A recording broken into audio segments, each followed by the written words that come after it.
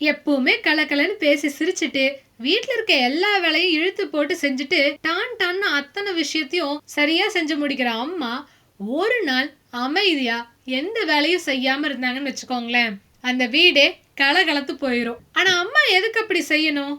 என்னதான் ஆச்சு அம்மாவுக்கு அப்படின்னு தெரிஞ்சுக்க இந்த கதைய முழுசா பாருங்க. வாசு, கீதா இவங்களுக்கு 2 குழந்தைங்க. மித்ரா, குட்டி. கூட தாத்தா பாட்டி. பாசமான குடும்பம் தான். ஆனா எவ்வளவு பாசமான குடும்பமா இருந்தாலும் அவங்க பாசம்லாம் காலையில 8 மணிக்கு ஒருத்தர் மேல ஒருத்தர் இருக்கவே இருக்காது. ஏன்னா காலையில் நேரத்து கலைபுரங்கள் பொதுவா எல்லா வீட்லயும் அப்படிதான் இருக்கும். குழந்தைங்கள சரியா பள்ளிக்கூடத்துக்கு அனுப்பி விடணும், வேலைக்கு போறவங்களையும் நேரத்துக்கு கிளப்பி விடணும், இதுக்கு நடுவுல வயசானவங்களையும் கவனிக்கணும். இது எல்லாமே காலையில 9 மணிக்குள்ள நடக்கணும். இது போக சமைக்கிறது, துணி துவைக்கிறது, வீடு கூட்டுறது, வங்கிக்கு போயிட்டு வர்றது, குழந்தைங்கள பள்ளிக்கூடத்துல விட்டு கூட்டிட்டு வர்றதுன்னு எக்கச்சக்க வேலைகள். நாலா பக்கத்துல இருந்து கூச்சல் குழப்பமா இருந்தாலும் அமைதியா எந்தவித ஆர்ப்பாட்டமும் இல்லாம எல்லாத்தையும் சரியா செய்யற ஒரு ஜீவன் எல்லா வீட்லயும் இருப்பாங்க. அது அம்மா. நம்ம கதையில கீதா. கீதா அம்மா எத்தனை வேலை செஞ்சாலும் அந்த வேலைக்கான மதிப்போ அங்கீகாரமோ கிடைக்குதான்னு கேட்டா ஒரு கேள்விக்குறிதான். தாத்தா பாட்டியை பொறுத்த வரைக்கும் நாங்கெல்லாம் அந்த காலத்துல எவ்வளவு கஷ்டப்பட்டோம், அப்பெல்லாம் ஏதாச்சும் பண வசதி உண்டா இல்ல பொருள் வசதி உண்டா? ஆனா இப்ப பாருங்க, டிவி, ஃப்ரிட்ஜு, வாஷிங் மிஷினு, கிரைண்டர்னு எத்தனை விஷயம் இருக்கு. இப்பெல்லாம் வேலை செய்யறது ஒரு விஷயமா அப்படின்னு சொல்லுவாங்க. இதே நம்ம வாசுவை கேட்டீங்கன்னு வச்சுக்கோங்களேன், வீட்டில் தானே இருக்கா, இதை கூட செய்ய முடியலன்னா எப்படி அப்படின்னு சொல்லுவார். இதே மித்ராவையும் குட்டியும் கேட்டீங்கன்னு வச்சுக்கோங்களேன், அம்மாவுக்கு வீட்டில் வேற என்ன வேலை இருக்க முடியும், எங்களுக்கு இதை கூட செய்யலைன்னா எப்படி அப்படின்னு சொல்லுவாங்க. ஆக மொத்தத்தில் 3 தலைமுறையும் எப்படி மாறினாலும் அவங்களுக்கு மாறாத ஒரே விஷயம் என்ன தெரியுமா? கீதா வீட்டில் தானே இருக்காங்க, அதாவது வெளிப்படையா சும்மா இருக்காங்கன்னு சொல்றது இல்லை. ஆனால் வீட்டில் இருக்கவங்களுக்கு இந்த வேலை கூட செய்ய முடியாதா அப்படிங்கிறத பொதுவான கேள்வி. இவங்களோட அசட்டையான போக்கு கீதாவுக்கும் நல்லாவே தெரிஞ்சுது, புரிஞ்சுது. ஆனாலும் கூட அவங்க எதையுமே பெருசா மனசுல எடுத்துக்கல. ஏன்னா அவங்களுக்கு குழந்தைங்க, தன்னோட குடும்பம் அப்படிங்கிற பாசம் தான் அதிகமா இருந்தது. ஆனா பொறுமைக்கு ஒரு எல்லை இருக்கா இல்லையா? அப்படியாப்பட்ட ஒரு நாளும் வந்துச்சு. அந்த அன்னைக்கு எப்பவும் போல வெள்ளிக்கிழமை காலையில தாத்தாக்கு காஃபியை கொண்டு வந்து நம்மளோட கீதா கொடுக்குறாங்க. காஃபி சூடா ஆறிடுச்சுமா, கொஞ்சம் போய் சூடா எடுத்துட்டு வரையா அப்படின்னு அனுப்புறாரு. இதுக்கு நடுவுல பாட்டியோ, ஏம்மா கத்திரிக்காய் போட்டு சாம்பார் பண்ற, முருங்கைக்காய் போட்டா தானே ருசியா இருக்கும், பரவாயில்லம்மா நான் அடுத்த தடவை காய்கறிக்காரன்ட்ட சரியா சொல்லி வாங்கிடுறேன் அப்படின்னு சொல்லிட்டு கீதா அமைதியா போய் காஃபியை எடுத்துட்டு வர்றாங்க சூடு பண்ணி. இதுக்கு நடுவுல வாசுவோ, ஏம்மா இன்னைக்கு வந்து உனக்கு வெள்ளை ஷர்ட்டை தானே அயன் பண்ணி வைக்க சொன்னேன், எதுக்காக பச்சை வண்ண ஷர்ட்டை எடுத்து வச்சிருக்க, மீட்டிங்க்கு அது ஒத்து வரவே வராது அப்படின்ட்டு பேசிட்டே வெள்ளை நிற ஷர்ட்டை எடுக்கிறாரு. இதுக்கு நடுவுல குட்டியோ, அம்மா என்னோட சாக்ஸையும் ஐடி கார்டையும் காணோம், கொஞ்சம் தேடி எடுத்து கூட அப்படின்னு கத்துறான். மித்ராவோ, மா மத்தியான சாப்பாட்டுக்கு கொஞ்சமாச்சும் ஏதாச்சும் வித்தியாசமா பண்ணி கொடுமா, பாஸ்தா நூடுல்ஸ்னு.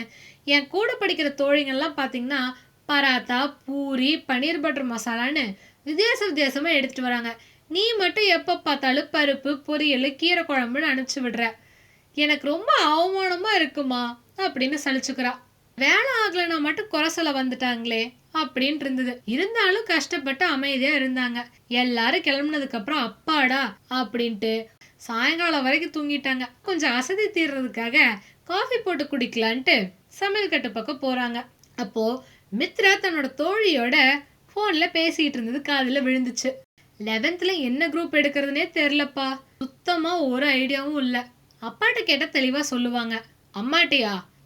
அம்மாட்டெல்லாம் யாருப்பா கேட்கறது, அவங்களுக்குலாம் இதை பத்தி ஒண்ணுமே புரியாது அப்படின்னு சொல்றா. கீதாவுக்கு ரொம்பவே சங்கடமா போச்சு. கீதா படிக்கிறப்ப கல்லூரியில முதல் மாணவி, கோல்டு மெடலிஸ்ட். அது போக வாசுவை விட அவங்க ரொம்பவே படிச்சவங்க. அவங்களும் வேலைக்கு போயிட்டு தான் இருந்தாங்க.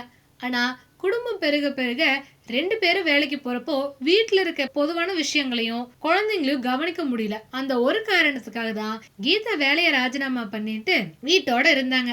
ஆனாலும் கூட வீட்டு வேலை, வெளி வேலைன்னு அத்தனையும் ஒத்தையால கவனிச்சுக்கிட்டாங்க. ஆனா இப்படி அத்தனையும் செய்யற தன்னோட பொண்ணு ஒரு பொருட்டாவே மதிக்கலன்னு கேட்டனையும் அவங்களுக்குள்ள ஏதோ ஒண்ணு உடஞ்சிருச்சு. அப்ப நான் மட்டும் ஏன் இவங்களுக்காக உழைக்கணும் அப்படின்னு சொல்லிட்டு கடகடன்னு தன்னோட அறைக்குள்ள போய் போனை எடுத்து வாட்ஸ்அப்ல எல்லாத்துக்கும் ஒரு செய்தி போடுறாங்க. அத்தனை பேத்துக்கும் இப்போ இந்த நிமிஷத்துல இருந்து நான் ஸ்ட்ரைக், யாருக்காகவும் எந்த வேலையும் பண்ண போறது இல்ல, அவங்கவுங்க வேலைய அவங்கவுங்க பாத்துக்கோங்க அப்படின்னு சொல்லிட்டு வீட்டுல இருக்க யாரும் முதல்ல இதை பெருசா எடுத்துக்கல. எப்பவும் போல ஏதோ சின்ன கோபம் அப்படின்ட்டு விட்டுட்டாங்க. நேரம் ஆக ஆகத்தான் அதனோட வீரியம் என்னன்னு புரிய ஆரம்பிச்சது. ராத்திரிக்கு சாப்பாட்டு வேலை எதுவுமே ஆகல. உப்புமா பண்ணலான்னு சொன்னப்போ வீட்டுல அத்தனை பேரும் எதிர்ப்பு. அதனால வேற வழி இல்லாம வாசு வர வழியிலேயே ஹோட்டல்ல சாப்பாடு வாங்கிட்டு வந்துட்டாங்க. நைட்டுக்கு எப்படியோ பொழுதோ ஓட்டியாச்சு. காலையில எல்லாம் சரியாயிரும்ட்டு பார்த்தா பிரளயம் வெடிச்சதே அப்பதான். வாசுவும் சரி நம்மளோட மித்ரா குட்டியும் சரி சரியான நேரத்துல எந்திரிக்கவே இல்லை. எப்பவுமே கீதா தான் இவங்களே எழுப்பி விடுவாங்க. ஆனா இன்னைக்கு அவங்க எழுப்பி விடல. சமையல் கட்டு பக்கமும் சத்தமே இல்ல. யாரும் நேரத்துல எந்திரிக்காதனால குட்டியும் மித்ராவும் பள்ளிக்கூடத்துக்கு நேரம் ஆயிடுச்சு. வாசுனாலையும் மீட்டிங்ல கலந்துக்கவே முடியல. இன்னொரு பக்கம் குட்டிக்கு அவனோட நோட்டு புஸ்தகம் எதுவுமே எங்கெங்க இருக்குதுன்னே தெரியல. மித்ராவுக்கோ தன்னோட ப்ராஜெக்ட் அறகுறையா இருக்குதுன்னு ஒரே அழுக. ஏன்னா மொத்த ப்ராஜெக்டையும் அம்மா தான் கூட இருந்து எப்படி பண்ணணும் என்னன்னு சொல்லிக்கிட்டு இருந்தாங்க. இப்போ மிச்ச சச்ச இருக்கிறத எப்படி முடிக்கிறதுனே அவளுக்கு புரிப்படல. எப்படியோ இருக்கிறத ஒப்பேத்திட்டு தயாராயிட்டா. குட்டியையும் மித்ராவையும் கூட்டிட்டு வாசு பள்ளிக்கூடத்துல விட்டுட்டு வேலைக்கு கிளம்பிட்டாரு. இதுக்கு நடுவுல மத்தியானத்துக்கும் ராத்திரிக்குமாவது குழந்தைங்களுக்கு ஏதாவது செய்வோம்னு சொல்லிட்டு பாட்டி சாம்பாரும் பொரியலும் பண்றாங்க. காயோ சுத்தமா வேகல, சாம்பார்ல உப்பே இல்ல. வீடு திரும்பின யாருக்குமே பாட்டி செஞ்ச சமையல சாப்பிடவே முடியல. போடுறதுக்கு துணி இல்ல, ஏன்னா எந்த அழுக்கு துணியுமே துவைக்கல. இப்படி ஒவ்வொரு விஷயமா தடங்கள் ஆக ஆகத்தான் எல்லாத்துக்குமே அவங்களோட வேலைக்காக கீதாவை சார்ந்து இருந்தோடனே புரிய ஆரம்பிச்சது. ஒவ்வொரு விஷயத்திலயும் அம்மாவோட பங்களிப்பு எவ்வளவு இருந்ததுன்னு ஒரு 2 நாள்லயே அவங்களுக்கு புரிய ஆரம்பிச்சது. எல்லாரும் கூடி பேசுறாங்க. கீதாவுக்கு பெருசா வேலை இல்லைன்னு நினைச்சேன், ஆனா அலுவலகத்துல வேலை செய்ய முடியாதப்போ இவங்கள கொண்டு போய் விட்டு கூட்டு வரப்பும் தான் கீதா எவ்வளவு வேலை செஞ்சிருக்கான்னு தெரியுது அப்படின்ட்டு வாசு சொல்றாரு. எனக்கு சமைக்கிறப்பதான்ப்பா தெரியுது. பல வருஷமா கீதா வந்ததுலேருந்து நான் சமைக்கவே இல்லை.